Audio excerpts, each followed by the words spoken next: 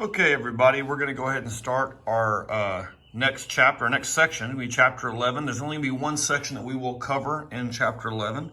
We're going to be talking about financial markets and talking about what's all out there, for saving, for growing your money, things of that nature. So the first thing that is on here, you saw a second ago, is going to be a video. So I'm going to go ahead and stop the video right now. Please watch the video, and then we will pick up right afterwards.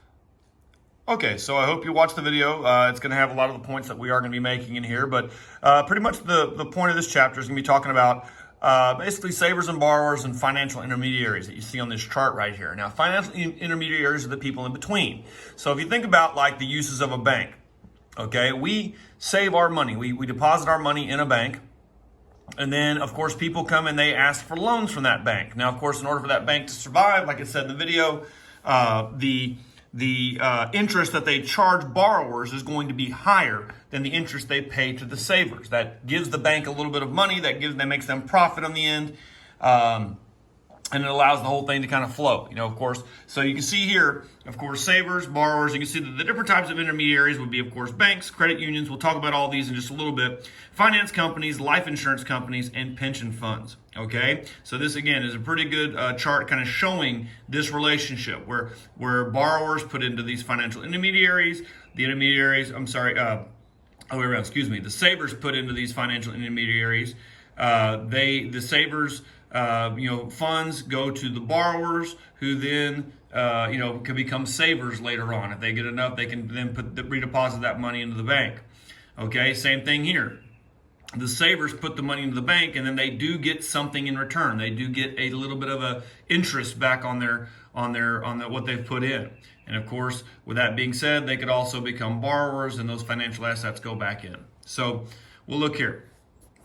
Now, the circular flow of finance, which we just kind of looked at, collectively these four parts make up the financial system, which we just talked about.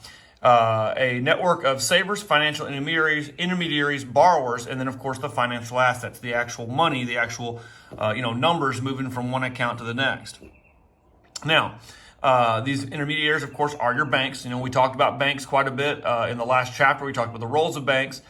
Your credit unions, and we talked about them. They were also in the last chapter. Now you have your finance companies. Now these people make loans directly to consumers. So let's say you were to buy a house, let's say. You would have to, these finance companies are the ones that would help you, that would give you the funds, basically give you the loan to put on this house. Now, of course, these finance companies, what they do is once they get that, that loan approved and they get the loan out, they look at all your information and they see that, yeah, you're a good person to give a loan to, let's say, because you have good credit. Well, then they turn around and they sell that loan to a bank. And then the bank is the one that then makes money off of your loan. They just, the finance companies are more of a short-term deal. They do the loan and then they sell that loan off so they can make their money back. Now, next is going to be your life insurance companies. Now, they collect monthly or quarterly premiums to lend. Now, these life insurance companies, usually they have stipulations on them. A lot of, obviously the life insurance companies, they do not mature. You cannot collect on them unless someone dies, okay? So when they die, then of course they pay out. But until that point, they will collect a fee monthly until that happens. So of course your borrowers on that are going to be the family members of the people that had died, and of course your savers are going to be everybody that pays into those life insurance companies.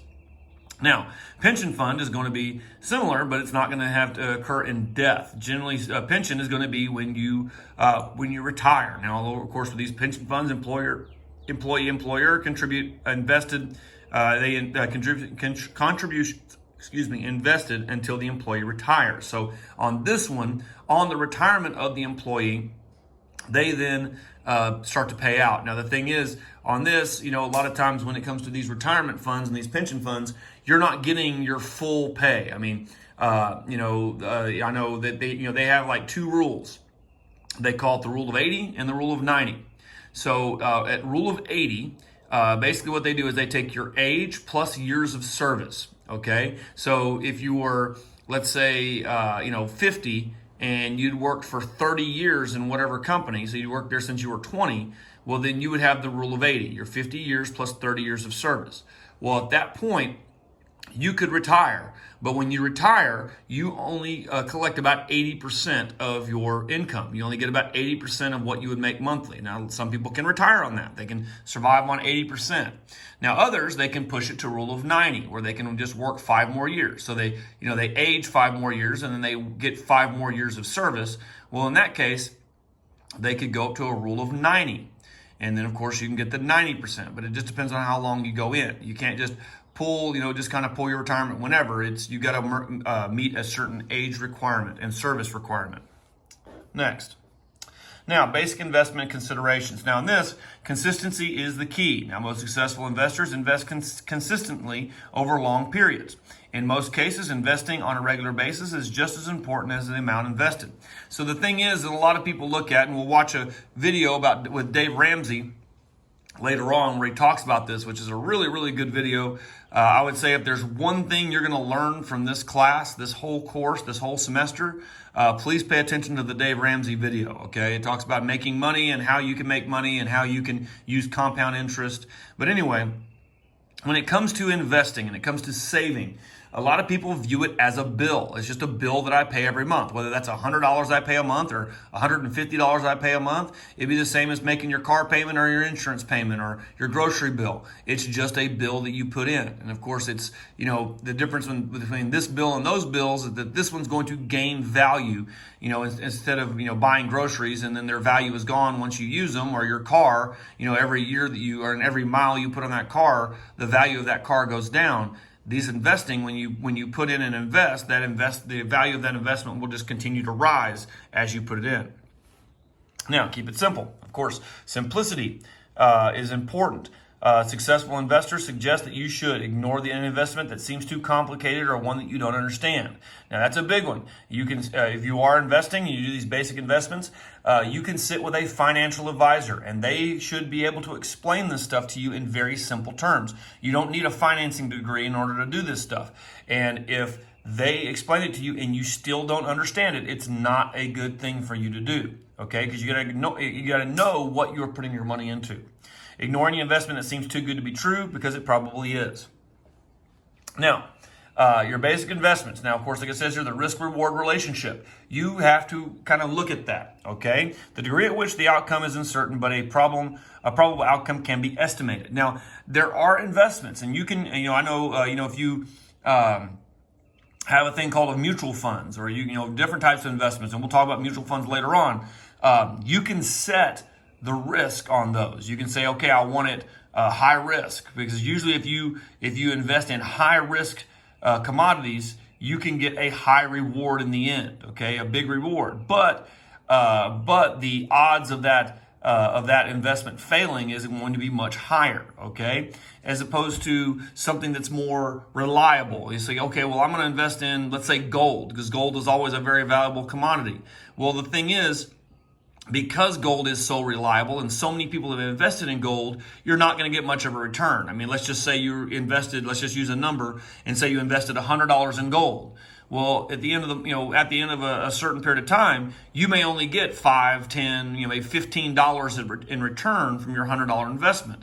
Okay, but the odds of you getting a return is going to be pretty guaranteed, because gold is obviously a very hot commodity. As opposed to investing in a stock that's very, very risky, and you might invest that 100. Well, if that stock hits, you might get $150 back on your return, your investment. You might get 150% back on your investment. The problem is with that is that the odds of that happening are probably like very, very little. I mean, it's probably like 90% that you're probably going to lose that money. But that that 10% chance that it hits, you make a lot of money off of it. So generally, people that have a little bit more money to kind of play around with, that's not just that maybe they have multiple investments and they have a little bit more disposable income, they will invest in some of those riskier stocks just to see if they hit, because if they hit, great. If they don't, it really doesn't affect them too much. But as a rule of thumb, it's probably not the best to just have all your stocks into high risk investments. And we'll talk more about diversification in just a little bit. Okay. So risk-return relationship. Now, investors realize that some investments are riskier than others, so they normally demand higher returns as compensation. So here is a good chart right here, the relationship between risk and return. So you can see on the bottom, you've got things that are very, very low risk. And as the chart shows, of course, the degree of risk, the degree of return. So you can see it's low risk, low return you get on those CDs, the certificates of deposit. Now you look at some of those banks, they say, hey, we have these CDs, you put in you put in $2,000 and we'll give you a 5% back, okay, which, is great and all, but it's not a huge amount, but you're going to be guaranteed to get that money back. As opposed to working your way all the way up to like junk bonds, which are very risky. Which, like I said, it's like that, that 90% that it's not going to hit, or some of them may be like 95% that they're not going to hit. But if they do, as you see, it's a huge return you would gain if you did it, but it is also a high risk. So there's a bunch there. Of course, U.S. Treasury bills, which is, of course, are investing in our money, investment grade bonds, preferred stock, common stock. We talked about those.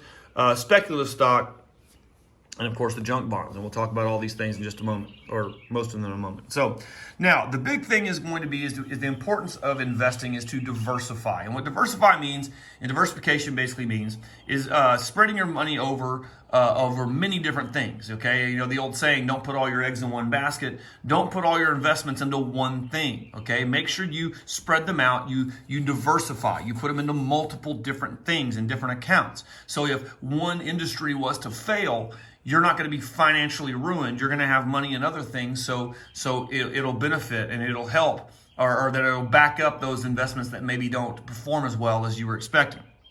Okay, so of course you can see here you can see a pretty even disbursement here. I mean, between about 26 to 14% that they have there. So like it says here, like if this 20% was to fail, yeah, it wouldn't be good. It would be bad. But you have these other investments here that are going to still be able to run if that one, kind of hits rock bottom.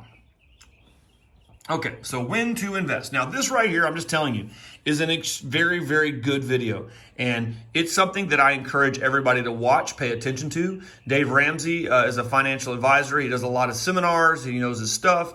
But, if you want to make some money, and especially you being, at the age that you're at, and he's going to give you an example here of these two brothers and the amount that they were able to kind of invest, and how one brother invested early, and after 10 years of investing, he pretty much just stopped investing. But the money that he had put in, and the interest that was growing on that money that he had put in over the course of 10 years, he didn't have to touch it anymore. And he got millions of dollars later on in life, as opposed to the other brother that invested late, and he had to continue to put money into that account every single month for the rest of his life. So please watch the video. I'm going to stop the video here so you can please watch it. It is really, really good. But again, like I said, if there's one thing you're going to learn in this class, please learn this video. Okay, after the Dave Ramsey video, I know that there was a video about stocks and a video about bonds. I would have appreciated you to watch those too. So if you need to go back, please watch those also. Anyway, so investment options. Now let's talk about some of these other ones. Now I mentioned mutual funds a little while ago, so let's talk about these. Mutual funds. Now, company that sells shares or portfolios of securities, stocks and bonds issued by other companies. Now, basically what mutual funds is, it's basically where you're taking fractions of investments in multiple companies. So if you invest into a mutual fund, basically it is it's like a stock or a bond or an investment, I guess you can say, that's invested in multiple different things. It's not all just one thing. So if you didn't want to put all your money into gold, let's say, or Amazon, let's say, it buys into multiple different companies. Okay, now mutual funds are pretty safe. They're a pretty good investment because they are extremely diversified. Okay, a 401k plan. Now, this is a tax-deferred investment and savings plan that acts as a personal pension fund for employees. Now, there are businesses that have pensions. There are businesses that have pensions, like police officers, let's say. They have pension funds where they work, they invest in, a portion of their pay goes in, and when they retire, they can draw from this pension fund. Teachers, we have what's called teacher retirement, where we pay in every month and we get that. Now everybody else, a lot of people that don't have these pension funds, they have, Social Security. Now, Social Security is a government program that's supposed to help those that retire. But the problem is Social Security is a very, very kind of a leaky ship, I guess you can say. It's not the greatest thing to kind of just rely on to get your money.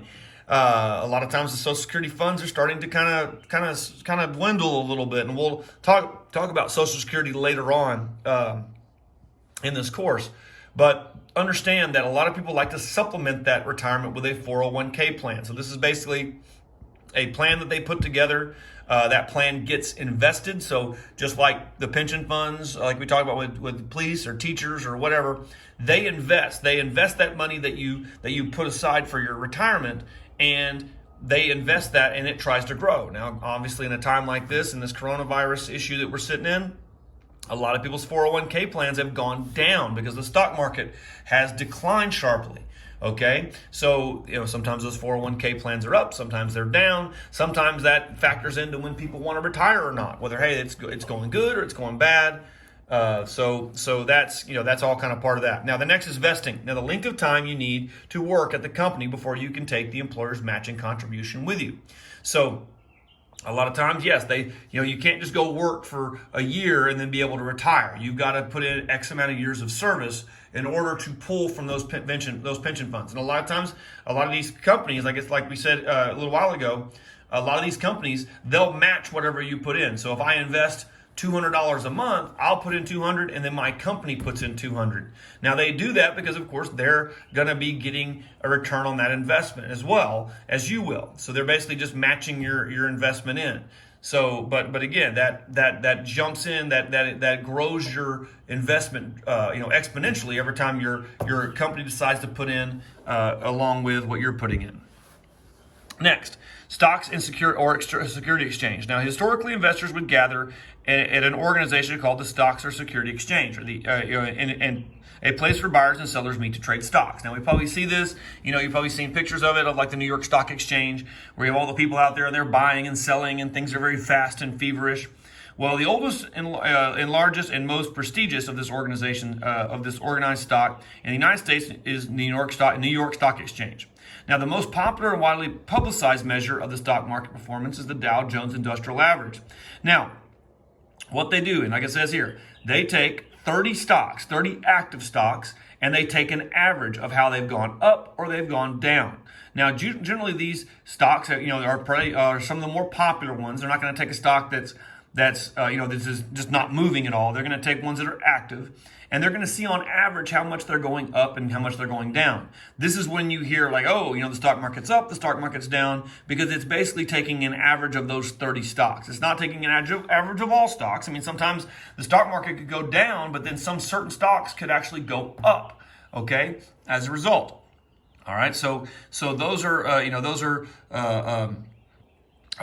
factors that we analyze when we look at how good or how bad a stock is performing.